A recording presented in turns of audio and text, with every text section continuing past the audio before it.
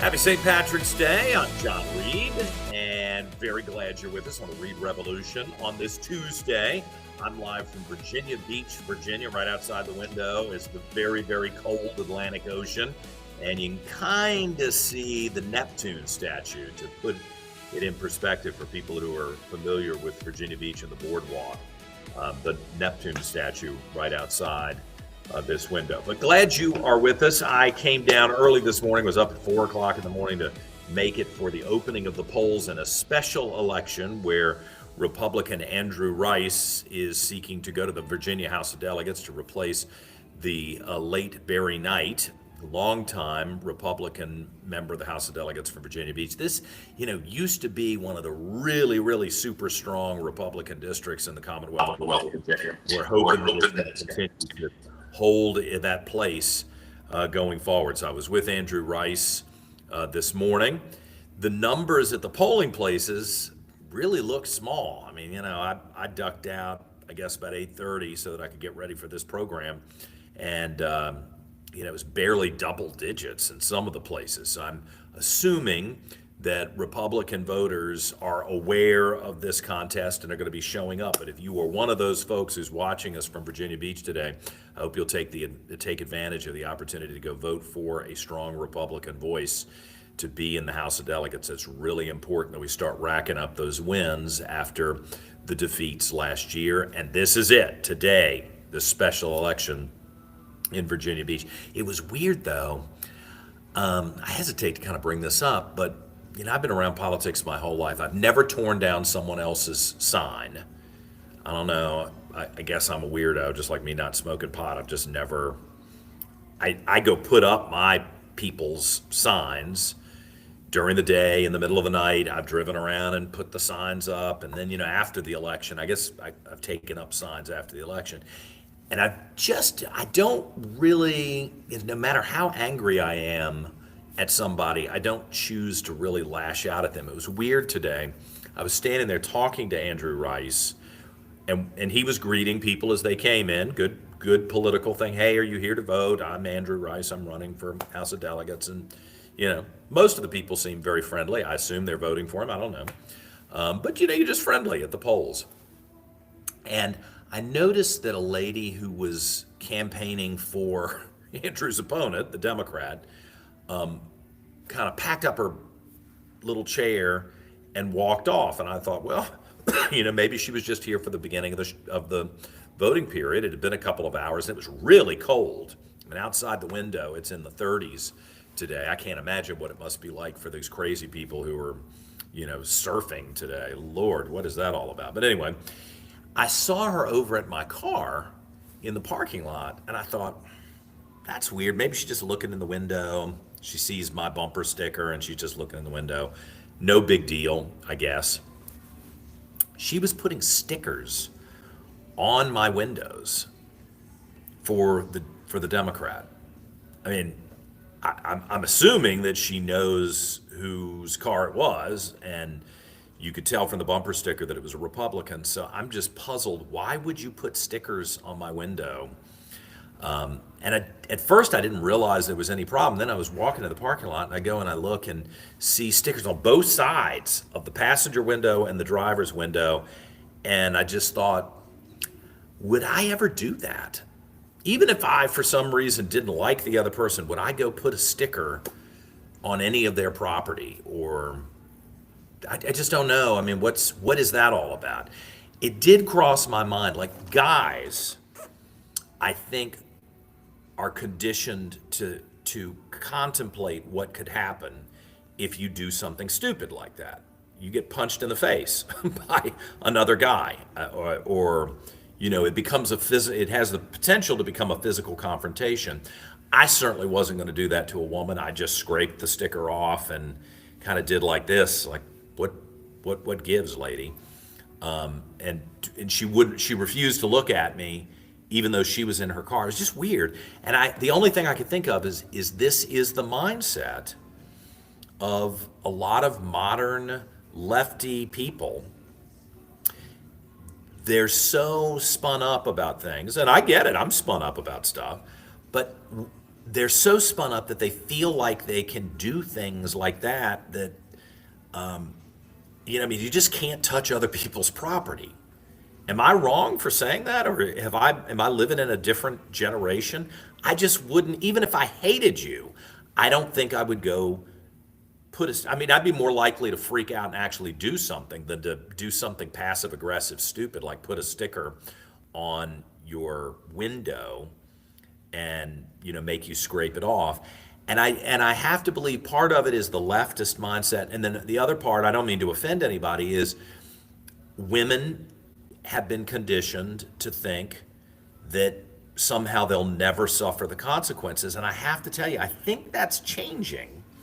I don't think it's a good thing. I think chivalry is good for society, where men do not hit or, for any reason, hit a woman. But you ask for parity, and then you do something stupid like that. What do you think's going to happen? I mean, at some point, you're not going to encounter someone like me who tries to be a gentleman, even if I'm kind of confused and angry about what you've done.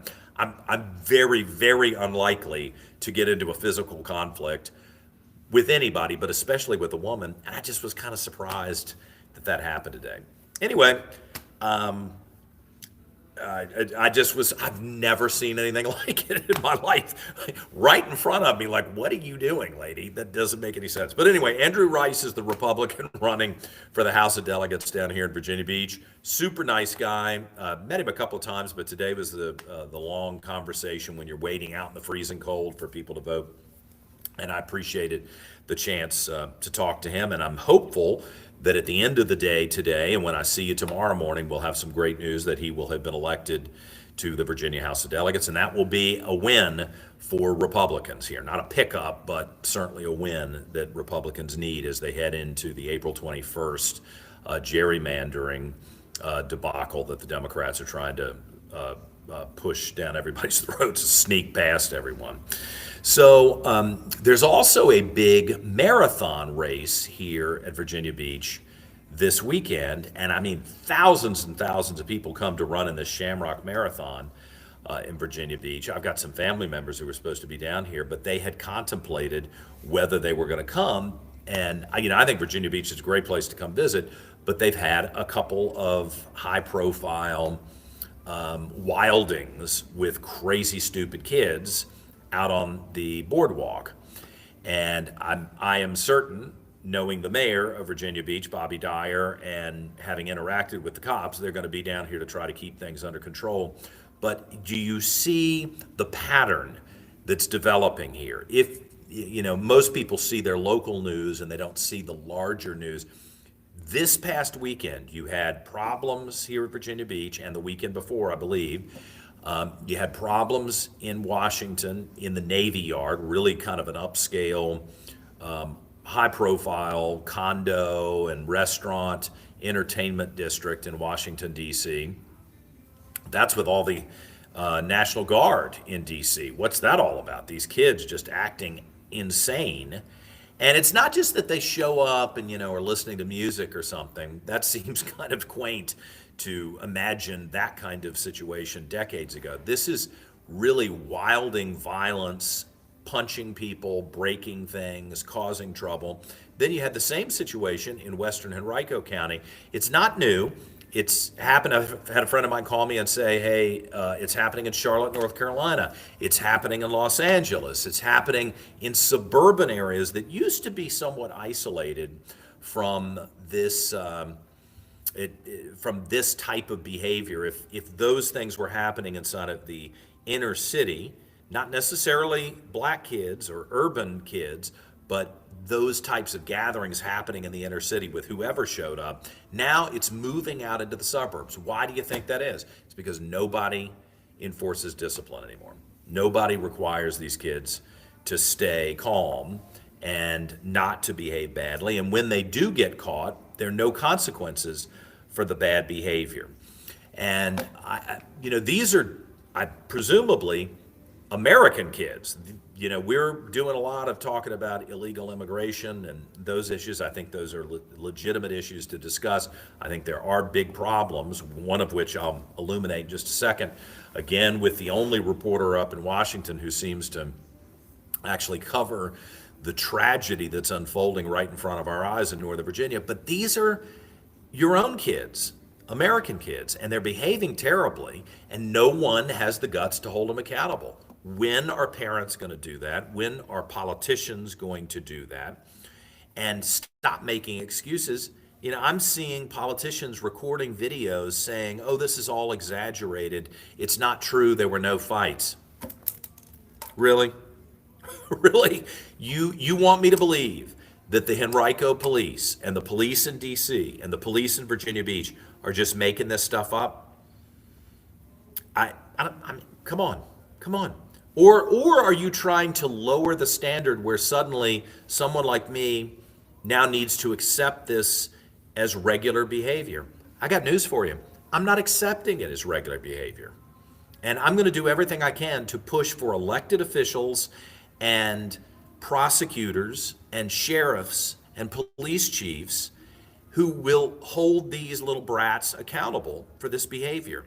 If we go another couple of years here where we tolerate this type of behavior from adults and young people, it's going to be a lost society for another decade. One of our mistakes was allowing Antifa and BLM to behave the way they did in 2020. It's intolerable, and it's got to stop.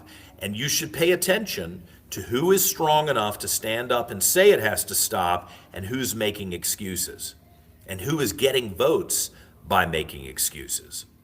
I'm not confused here. I'm seeing Democrats making excuses for bad behavior once again that costs everybody their peace of mind, and if you're a store owner, it costs a heck of a lot of money. So up in Fairfax County, the Fairfax County Public Schools now have a new problem. Again, this appears to be an illegal immigrant who is a complete deviant. And again, not every immigrant behaves this way. I don't want you to misunderstand. And for all the Democrats who are waiting to pounce on every word that comes out of my mouth, listen very carefully to what I'm saying. Not every immigrant behaves badly. Not even every illegal behaves badly. I mean, they don't have the right to stay here, and unfortunately, we've allowed so much lawlessness that everyone's going to suffer, and those people are going to have to leave. And I'm not going to apologize to you for enforcing the laws of the United States that have been on the books for 40 years, but I do want you to be clear. I'm not saying everybody behaves this way, but listen to this report from Nick Minogue, the reporter at WJLA in Northern Virginia, in the D.C. market, and tell me what you think about this. On 7 News Now, an 18-year-old Fairfax County high school student who is in the country illegally has been charged with multiple counts of assault for allegedly groping girls in the hallway. Our Nick Minogue was the first to report this story and spoke exclusively with the girls' parents. We do want to warn you here, some of these details may not be appropriate for younger viewers. Israel Flores Ortez is almost 19 years old and in the 11th grade at Fairfax County High School. About a dozen girls have come forward to report that Ortez put his hands between their legs and grabbed their privates while in the school hallways. Now he's in jail, facing 9 counts of assault. 7 News has also learned Ortez is an illegal immigrant from El Salvador who crossed the southern border in 2024 and was released under federal government policy at that time. After his arrest, ICE issued a detainer for Ortez last week in order to deport him, but tells me the Fairfax County Sheriff is not honoring that detainer. At a court hearing attended by many of the girls' parents Friday morning, Ortez's attorney requested he be let out on bail. The prosecutor from Fairfax County Commonwealth's Attorney Steve Descano's office agreed. But the judge did not. After reviewing the surveillance video from the school district and in spite of the prosecutor supporting his release, the judge felt that the bail request did not properly address the public safety. I mean, we got a problem here. And there are so many people who continue to turn a blind eye to it. Now, I don't know this guy, this young man, and but does it matter? does it matter? I mean, is there an explanation here that you would use as an excuse? And again, I got to be honest with you. If you were here illegally, shouldn't you be concerned at this point about doing anything that would draw attention to you and cause you or your family to be deported? I mean, if you're not smart enough, even as a young person, to figure that out, I think that's a real problem. I think that is a real problem. And, that's the immigration issue. Now we're talking once again about innocent people who are being harmed because the adults in the room and the political leaders don't have the backbone to enforce the law. And I think we are on track, if we're not careful, to emulating what they have done in Great Britain. By all accounts, there has been an effort not to report rapes and sexual assaults and robberies and other really major crimes. Why? Because it undermines acceptance from the general public for illegal migrants. And, at some point you're going to have to elect people who are thoughtful and responsible, but they're responsible to you. They're caring about you as the legitimate, legal citizens in a community, and they're not catering to the illegals. They're not covering things up to try to prove that diversity is our strength, when clearly diversity is undermining our strengths in the modern era. It's a really simple equation here, and we're plagued with leadership that doesn't accept responsibility for that. And it's over and over and over again. I mean, you would have a legitimate complaint against me if I was just using one example to try to paint with a broad brush large segments of the community and extrapolating out one issue, one problem, and saying we've got a larger problem. No, we have a larger problem, and I actually think it's bigger than we know because so many people are covering it up. They don't want to admit that their policies have been a failure and that they're putting innocent people in jeopardy, innocent people in danger. And I'm going to continue to show you these cases as they reveal themselves, because if we find one case like this, then there's another case, every week something else that illuminates the problem, imagine the ones that we're not even aware of. This is what Governor Spanberger had to say, it's 2 months ago today, right? She was sworn in on January 17th, today's March 17th. This is what the governor had to say. Do you think this is the mindset of someone who's going to take these types of threats and these types of criminal actions seriously? Listen to the governor. And in Virginia, our hard-working, law-abiding immigrant neighbors will know that when we say that we will focus on the security and safety of all of our neighbors, we mean them too. That might make people feel good. That might make someone feel like they're going to be treated fairly by the government. But in reality, that is a concession. That is a surrender to people who don't have the right to be here in the first place. And the days of us being confused about this issue have to be behind us. There's too much evidence at this point that we're being harmed economically, that there are American citizens, white, black, young, old, rich, poor, who can't move up the ladder, can't find a place to live, can't live with affordability. That was the big buzz phrase for Democrats, and yet they continue to undermine a stable economy by taking the actions that they're taking. It can't continue anymore. Now, here's another piece of video that hit me yesterday, and I'm so torn about it. I'm kind of distressed about this little bit of video. It's, again, from the United Kingdom, from Britain, and I hate to be so negative about something that I think was probably designed or intended to be positive, But it's another case of us making a terrible mistake, good people having their best instincts used against them. And I think it's going to come back to bite us all. Take a look at this video from the United Kingdom. This is Joshi. He's 12 and he's non-verbal. He's trying to counter Islamophobia by taking cakes into mosques with his dad. We should all be thinking about the things that unite us rather than those that divide us. The idea came after their local mosque in Peterborough was attacked last year. We went the next day or a couple of days later with some cakes just to say these people don't represent the great British public and definitely not the people of Peterborough, where I'm from. Those posts and those videos went viral globally and we got intimidated into stopping. We were told that they would end my career or they would do physical violence. So we decided that if they could try and intimidate us, what would they be doing to other people? And we should continue. I think it's really valuable the way that he's portraying our community, and I really appreciate the way that we have the chance to showcase to people we're not as scary as people make us out to be, and we're actually just people who like cake. We're your neighbours, we're your school members, you know, we're your colleagues, we're going to be part of your communities, and I think it's really important that you give us a shot to show us how we really are. Yeah, look, not every person who is here who goes to a different church than I do or has a different religious belief than I do, who goes to a temple or to a mosque, is going to commit violence. I don't want you to think that that's what I'm saying, because it's not what I'm saying. But I think there's something very odd that's going on here.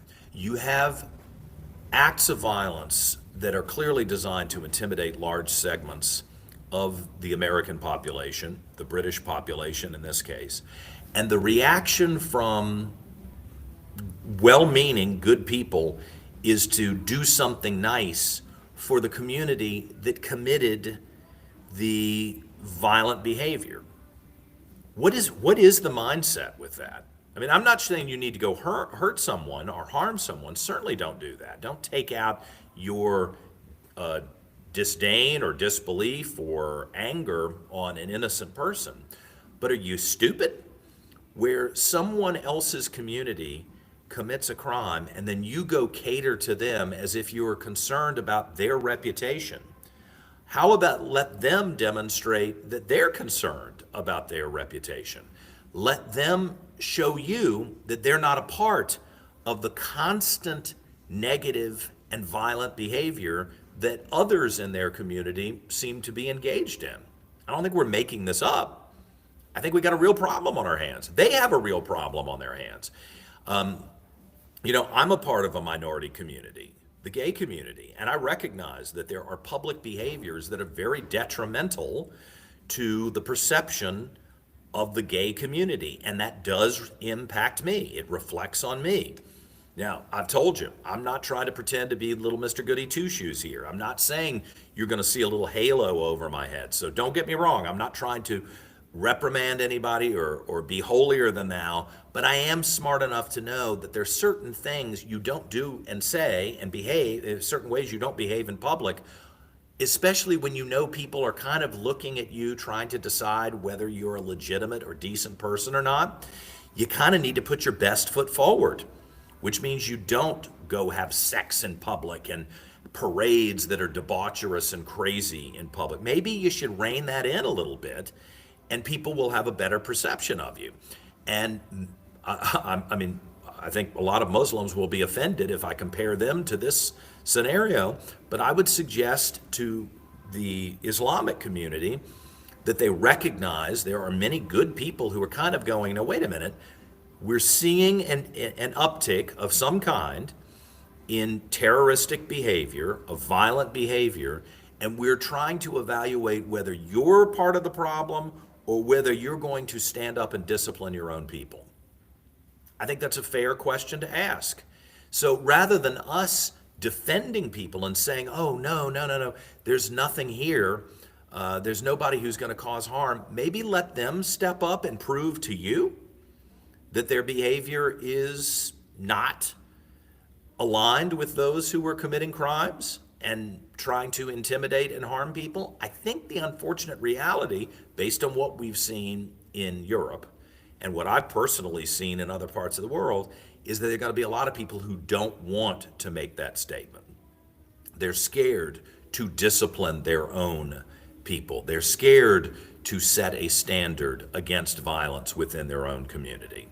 That's why I keep saying about our Lieutenant Governor, Ghazala Hashmi, and I'm surprised I'm the only person who seems concerned about it. Why don't you speak about this?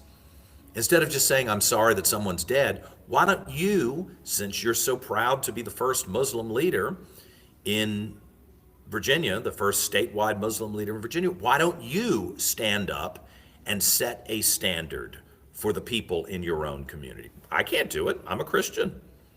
And you know what? I'm a gay guy, so they don't want to hear from me anyway, right? Tell me if I'm wrong. It's not my place to discipline you or to set a standard. I'm looking to you to tell us whether this is going to be acceptable behavior in your community or whether you're going to hold people to a higher standard. The fact that she hasn't done that tells me something, and the fact that she did go out and march with the Hamas Palestinian protesters, she felt comfortable doing that, aligning herself with those terrorists. What conclusion am I supposed to reach as a decent person who wants to be honest and objective? Tell me what conclusion I'm supposed to reach. It's not a good conclusion. And that's on her, not on me. Let's take a quick break. There was a big rally at the state capitol from people who've been tracking the gun legislation that the Democrats have been forcing through at the Capitol, and then oddly enough, excluding themselves from the very laws they're passing. Micah Goodman joins us next on the Reid Revolution. Stay with me. Here in Richmond, our freedoms are under attack. The Democrats are ramming through a redistricting referendum, redrawing the congressional maps that shift a fair 6-5 representation to 10-1 in their favor. Rushed ahead of this November's election, it's a clear power grab. Your vote no is important. Virginia, we can't afford to sit this one out. So by April 21st, get out and vote no for fair representation. Vote no to defend freedom. All right, we're back. And I'm glad that you're seeing these ads that are out there all over the place saying vote no. I'll be in Cortland, Virginia tonight at the Southampton County Fairgrounds at 6 o'clock. So I'm leaving Virginia Beach and going over to the Southampton County Fairgrounds to talk about this issue, about the redistricting issue and the Vote No campaign. I think it's really important that we make sure that we've got folks focused on this issue and that they will vote no and vote now between today and April 21st. And even if you're a Democrat, thank you for watching the show if you're a Democrat, I hope you'll look at this map and you'll recognize what's being done here. In the name of fairness, and there's kind of an Orwellian attitude here, everybody knows this is not fair. The Democrats know this is not fair. And I can't control what other people do in other parts of the country, but I expect Virginia to have a higher standard. Look at this. This is the hot map of how people voted in Virginia in the last election. There are a whole bunch of people in Arlington and Alexandria. That's frustrating to me that they vote Democrat. They're blue, blue, blue. They're very, very anti-Trump. They did not vote for me. That's frustrating to me. But there are other parts of the state where people feel very strongly that their voice should be heard too, and they have a legitimate political opinion. At the bottom here is the new map, which wipes out the votes and the voices of a lot of people in Virginia. It's clearly unfair. I think anyone with two eyes who's objective recognizes that if you are interested in representative democracy being fair, you got to vote no here and send a signal to everybody that we, the people of Virginia, are not going to tolerate this going forward. All right, I don't know if you saw this weekend at the state capitol, there was a significant rally of Second Amendment supporters who are very concerned at some of the laws that are being pushed through the General Assembly. We'll see what Governor Spanberger signs and what she turns into law starting July 1st. Micah Goodman was one of the key organizers of that rally, and Micah has really built a huge following over the last several months alone to advocate for Second Amendment rights. Mike, I really appreciate you coming on. How'd you feel about Saturday? Yeah, John, thank you for having me. It was amazing in so many different ways. We need to see more people coming to these rallies. We're going to start to do rallies across the state. So I've already contacted 2 universities to host our next ones because we need momentum, and we also need to establish trust. You know, it's like right when you first start doing something, it's hard for people to, know that, especially as people put me in the bucket as like a social media influencer, which I hate that. But I'm just using the loudest megaphone on earth. But for me, we have to prove to people that we're here for the long haul. We want to fight with them. So as we continuously do that and people see that consistency from us, we want to see more people get involved. And but overall, it was incredible. The people that sacrifice not just a Saturday. That's small in comparisons to what we'd be sacrificing if we give up our guns. But they would sacrifice, potentially their own safety. I heard you talking about a lot of the attacks that we've been seeing and things like that, and that's an obvious risk when we do something like this. And for people to say, what I want to be a part of is bigger than the fears that I might have. Yeah. You don't want to have people who are actively trying to harm us who think that everybody out there has been disarmed unless you happen to run into a cop. That, I think, is a problem. And I think the people at the General Assembly know that, which is why they've carved out exceptions for themselves in some of these pieces of legislation. Is that surprising to you? Not if you study the Communist Manifesto, not if you study, rules for thee and not for me. If you study authoritarian governments, this is the playbook. And if people were to start to wake up and start to do their own research of history, you would say, holy cow, how is America, how is Virginia tiptoeing into these things? It's still mind-blowing. When I'm seeing it, I'm just like, that blatantly obvious, the hypocrisy of the far left. They parade themselves as Democrats, but I don't, the Democrats from 20 years ago are no more. I think these are a whole different group of ideologies, a whole different understanding of government, a whole different understanding of our Constitution. And it's surprising and not at the same time. If you see the ideology that these people carry and you see what it aligns with, it's not surprising. But I think what's really surprising is how easily people are duped into this. Yeah. How easily people, the tribalism that we have now in our country is so, it's hard to wrap your head around how quickly people will just go along with it. I think that's the thing. I hope it will alarm the average voter who may not affiliate with the Republican Party and may not be a part of the Democrat Party. When legislators carve out exceptions for themselves, that should send off massive fireworks that there's a big problem here. Right. Micah Goodman is joining us. He was one of the organizers of the Pro-2A, the pro-gun rally at the Capitol this past weekend as the General Assembly wrapped up. What bills were you tracking specifically, Micah, that you're concerned about? Yeah, so specifically SB 749 that was introduced by Saddam Salim and House Bill 217, which was proposed by Dan Helmer. I think they've pretty much mirrored each other at this point, and they're almost one and the same. Mm-hmm. Originally, Saddam was suggesting complete disarmament, not a grandfathering in of guns and things that you previously owned. But I think they saw that's something that they'll have to slowly implement later. They're pretty good at doing the death of 1,000 cuts in this slow game of rolling things out.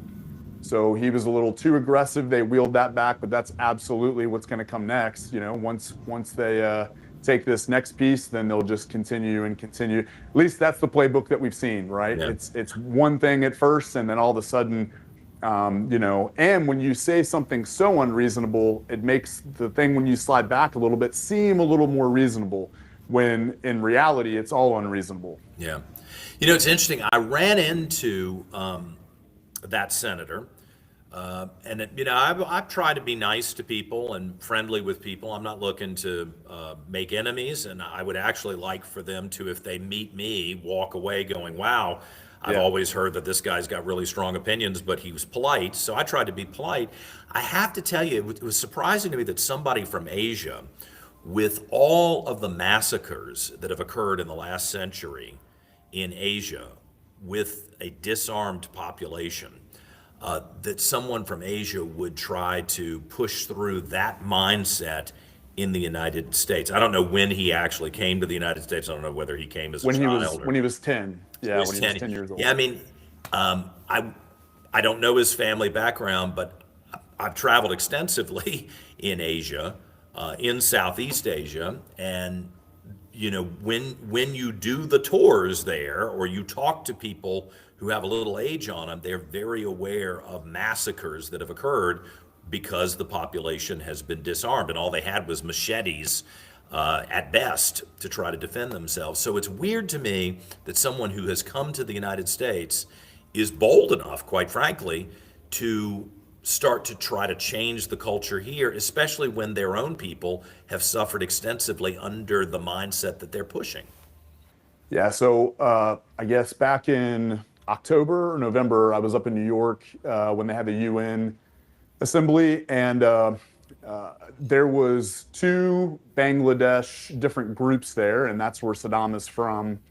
And I have video that I personally recorded with my phone of them beating the living mess out of each other. A reporter grabbed his cell phone, and I have video of this slamming another guy in the face with it.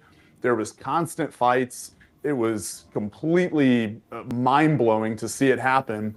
As I've studied Bangladesh to try to maybe stand Saddam's maybe point of view, I can't understand his point of view with the government. I mean, I have videos of the government confiscating guns and citizens there trying to hide guns.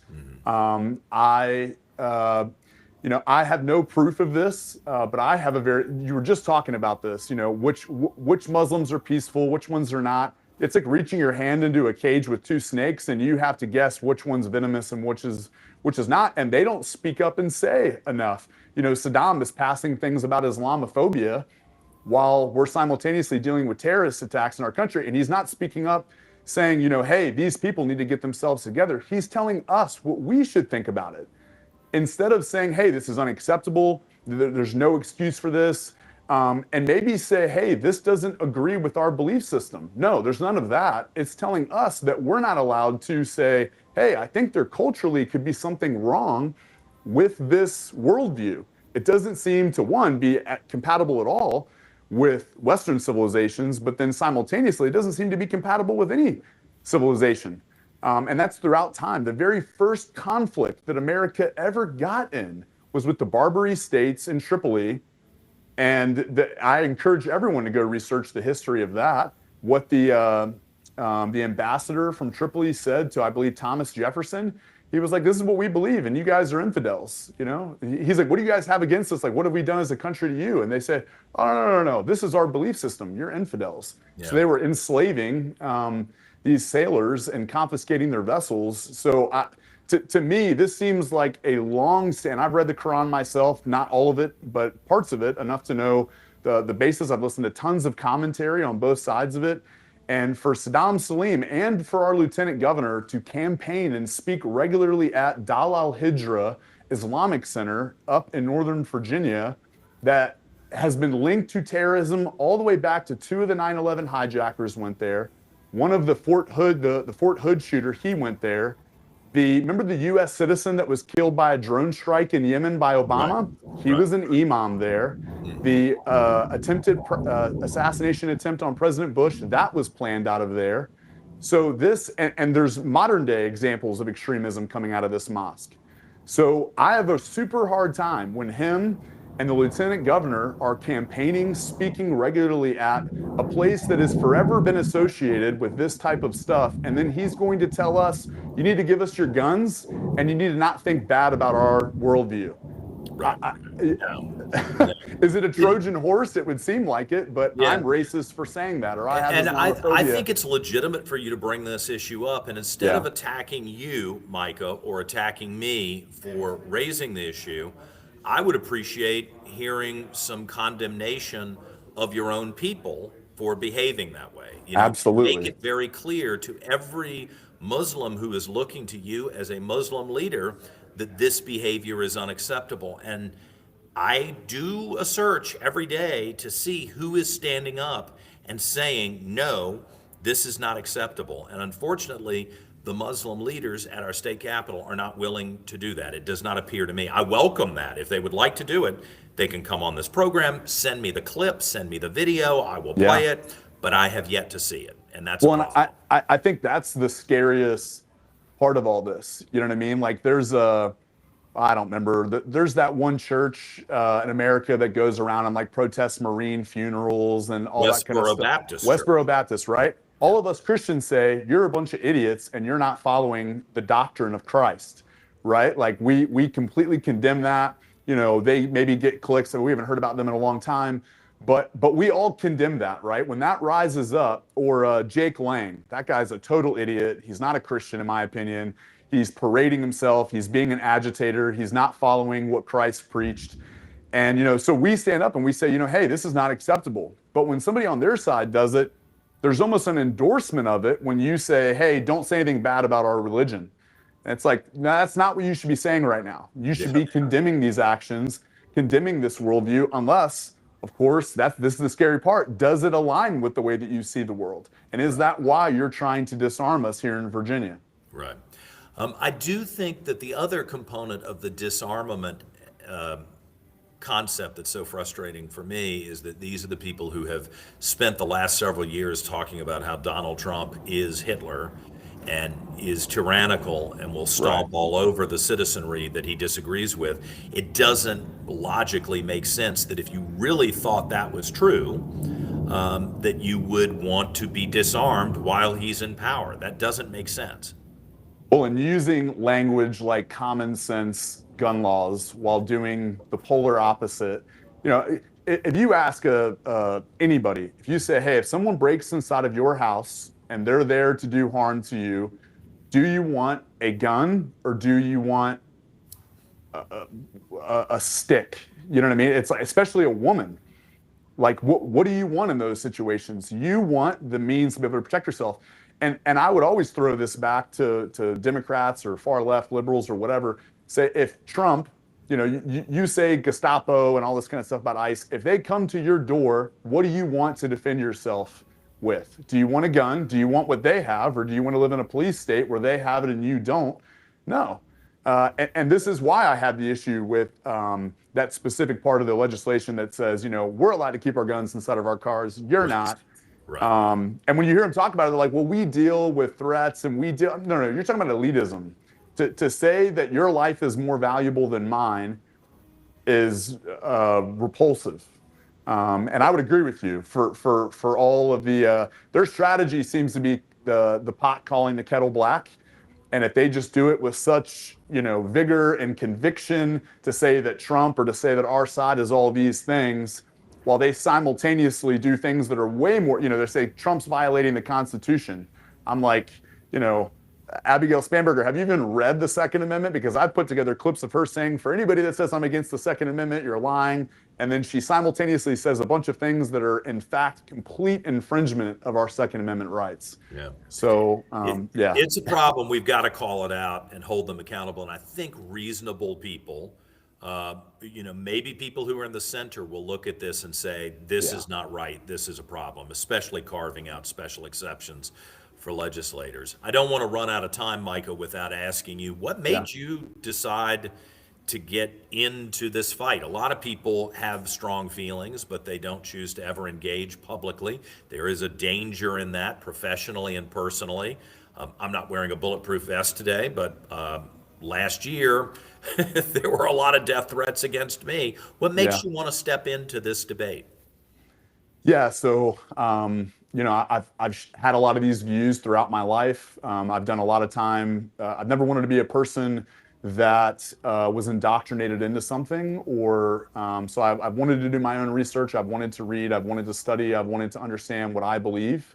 But I never shared those things publicly. I was in ministry for a long time. I was in law enforcement. I was a professional mixed martial arts fighter. And but I never did anything publicly as far as sharing my views. And when Charlie Kirk got killed almost 6 months ago exactly, I posted a video that day. I said I was going to walk up and down the Virginia Beach boardwalk with an American flag. Anybody that wanted to join me, no matter what their background was or what their political beliefs were. So I did it for 4 days. I walked over 100 miles. Some of the clips that I made went viral. And then me and my wife looked at each other and we said, hey, like if we can make a difference in this culture right now, we have a lot of kids, and we want to leave something better for them than the way that we found it. And our country is not in a good place.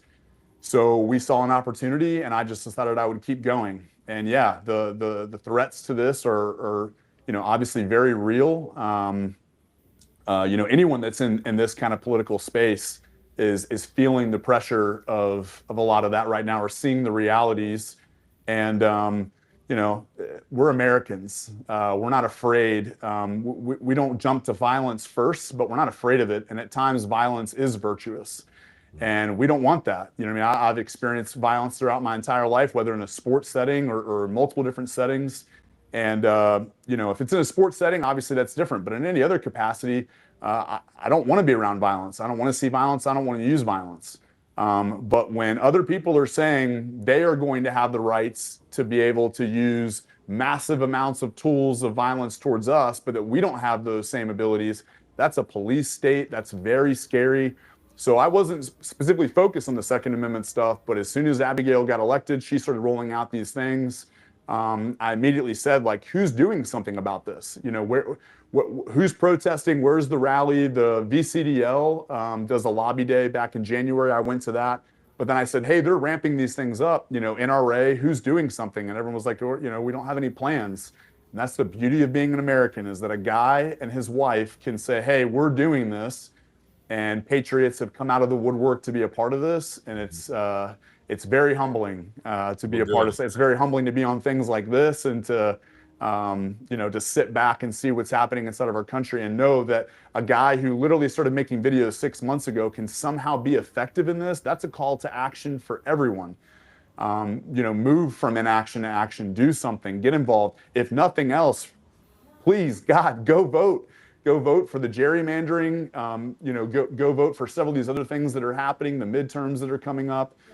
Go vote. If nothing else, use that right that our forefathers gave us. It is really important that folks step up at this very moment. And I applaud you for being one of the folks who's bold enough to say, I'm not going to sit back anymore. I'm not going to be intimidated into silence, and start speaking your mind. And I do think we all need to face the reality that there's a great deal of violence that is being directed at conservatives. It has been on display regularly since 2020. It's not a hypothetical anymore. I wish it was, but it's not. Antifa is a real thing. BLM and the vicious people who were a part of that movement are still in our midst and have been enriched and ignored, and we can't afford to ignore that anymore. It's time to make our position known and to be very strong in standing up against that. Micah, I appreciate it. How can we follow what you're doing on a regular basis? Yeah, so if you go to Micah Goodman on Instagram, it's just my name is my handle. Go there. We're kind of building out onto other platforms, but that's where I have about 62,000 followers on there. And we need more, not for my sake, but for the sake of Virginia and what we're trying to accomplish. And a lot of people have become a part of this. Jason Redman, Lydia Schaefer, Ross the Boss, tons of people have stepped up and have become a part of what we're doing. So yeah, it's not just for me, it's for us. All right. Well, I'll be following you, and hope we'll talk again. I really appreciate you coming on today. Appreciate you, John. Thank you so much. Thank you very much. All right, let's take a quick break. We'll come back. Producer Dan will rejoin us, and we'll take a look at the best and the worst of the internet on this St. Patrick's Day when we return on the Reid Revolution.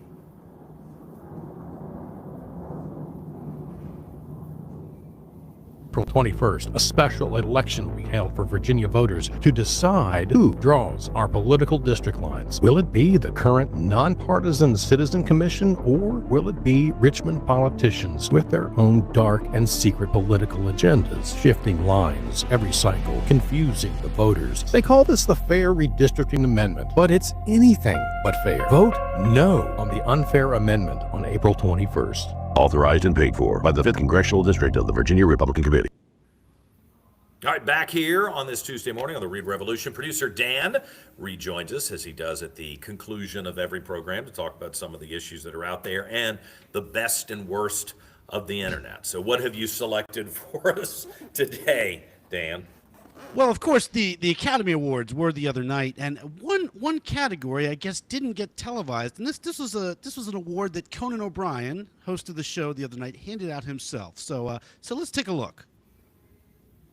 And the Oscar for Best Performance in Fooling U.S. Immigration for a Visa goes to Ilhan Omar. This role took real commitment. The chemistry with my co-star brother, fooling those immigration officers, pure method acting. This is for every pirate, dreamer. Somalia, I love you.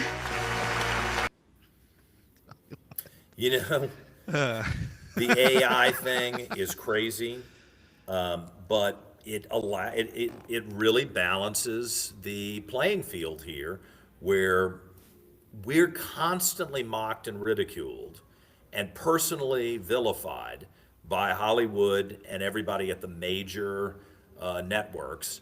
And now that AI is there, obviously that's AI. I hope everybody realizes that's not real, but it allows you to make fun of really bad people on the other side of the political spectrum. And as somebody who has felt like for 30 years, my folks were constantly the butt of everybody's jokes, I'm not going to apologize for flinging a couple of laughs at someone else's expense. Sorry if that offends you, but okay.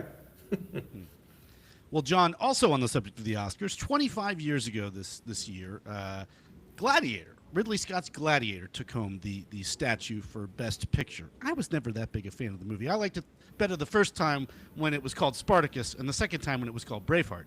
But somebody has reimagined Gladiator with a new lead character, and I thought we'd take a look at this. Remove your helmet and tell me your name.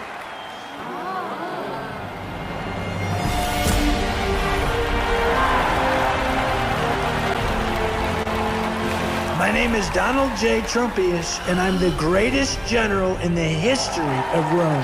And I was great friends with the real emperor, Marcus Aurelius, the real emperor, not this guy. He sent me out to the middle of nowhere, and I gladiated time and time again. And I'm winning matches against lions. These are lions 5 times the size as a regular lion. No one's ever seen lions like this. I don't know what they're feeding these lions. So they took out my son, they took out my wife, and I will have my vengeance in this life or the next, and preferably this life. In terms of vengeance, you really want to have it in this life to be sure. I'm having visions of my family in the clouds in certain wheat fields or whatever, so I think there might be an afterlife. There might be an afterlife, but if there's not, I want my vengeance this time. Marcus Aurelius loved me like a son, even more than he loved this creep. This guy is a creep. He's a fraud. He's not even the real emperor, by the way. And I think he's got something going on with his sister. And no one wants to say it, but I'll say that she doesn't want to do that. But he is a total and complete creep. Nobody likes this guy. Nobody in the Senate likes him. He doesn't know what he's talking about. It's crazy what's happening. This guy's, I'm going to take him out like you've never said. He's in trouble. He's in trouble. They're chanting my name, not his name. They're chanting my name. Trumpius, Trumpius, Trumpius. No one has been entertained more than this. This is the best entertainment anyone's ever heard of. And we truly are making Rome great again.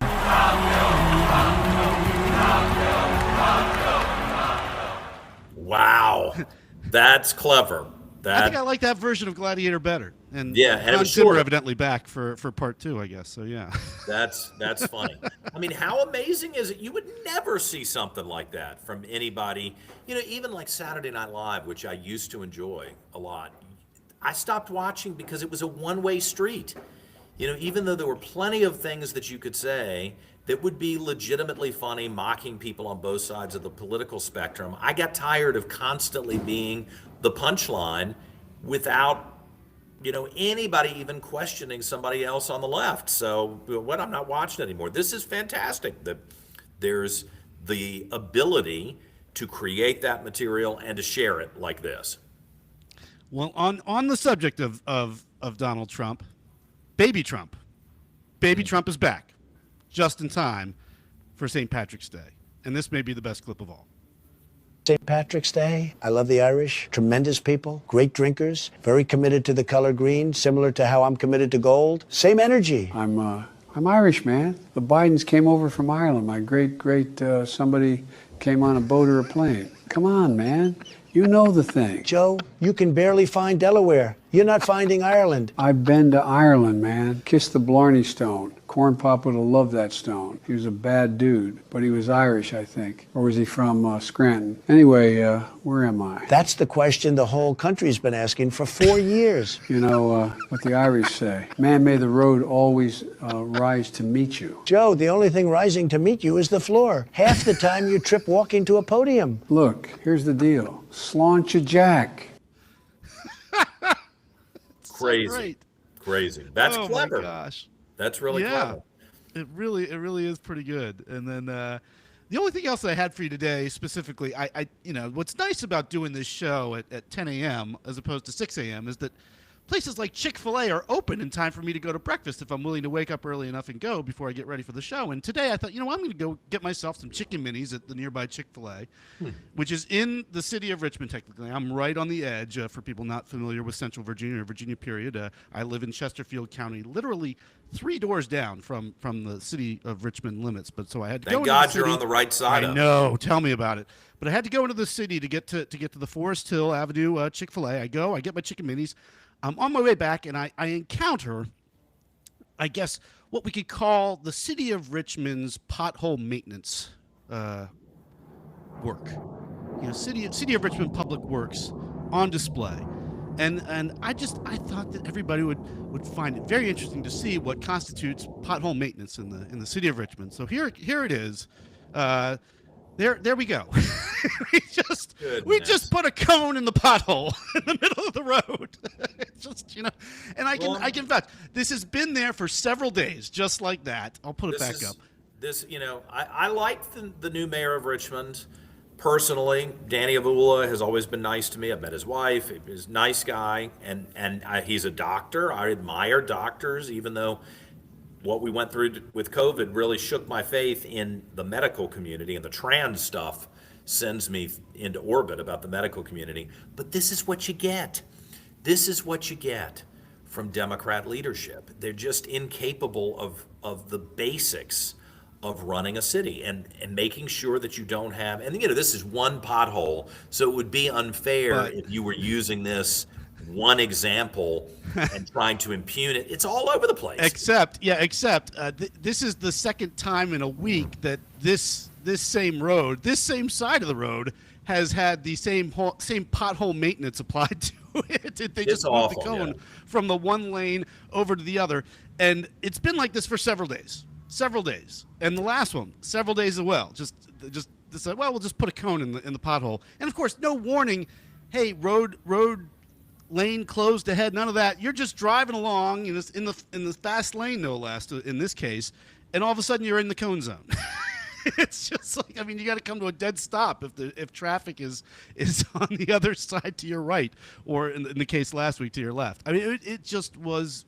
This is what you get. What you see is what you get. Democrat leadership, right there, snapshot. And I cannot think of a better personification or example of what we're dealing with in Central Virginia and the city of Richmond. It's just, this is what. Meanwhile, they're siphoning money off for other projects that are ridiculous, that don't take care of anybody. And I remind the folks who are watching us from outside of Virginia who may not remember, this is the same city. It's the capital city of Virginia. Hypothetically, a first world city that didn't have water for several weeks last year, because there's always the social justice warrior distraction instead of taking care of issues like that and the pipes and the pumps and the fundamentals of what make a big city minimally functional. that's not even going to the next level of trying to make the great cities great again. And that's why eventually, I hope, the citizens will say, you know what, we're kind of tired of living like this, and we're tired of spending so much money and not getting much for it, and they will make a change. And then it'll be incumbent upon smart people in the Republican Party to actually make these places functional and beautiful and livable and safe once again. So, well, John, I like to think that if only the monuments on Monument Avenue had been big orange cones, they might still be there today. You know, it's just, oh my gosh. I mean, well, next week I should have some announcements about some of the monuments. I don't want. Oh, okay. I don't want to spoil it. I haven't even told right. you about this yet, producer. No, you haven't. But we've got a couple of. I think they're going to be some good announcements. Big time next tease. week. I love it. I love it. Okay. All right. Well, that's All right. a good little collection here, and we're finishing a little early. I'm going to go campaign. I'm going to grab a little bit of food, and then I'm going to go campaign a little bit more with Andrew Rice, who's running for delegate here in Virginia Beach. Special election today. And let me encourage you once again, if you haven't voted in Virginia, you're a Virginia voter, Republican or Democrat, I hope you'll go vote no on the gerrymandering scheme that's being jammed through right now. It's really important that we don't stomp on other people and their votes and their voice at the United States Capitol. You know, if you are one of the people who really believes in representative democracy, your commitment to that is being tested right now with this vote, and I hope you'll go vote no. Now, I'm going to repeat it every day between now and April 21st because this is really important for a robust, dynamic Virginia and the ability of people to actually have these important debates if we're going to have a functional and good society. That's going to do it for me and the Reid Revolution on this Tuesday. Happy St. Patrick's Day to you. I'll look forward to seeing you back here on Wednesday morning.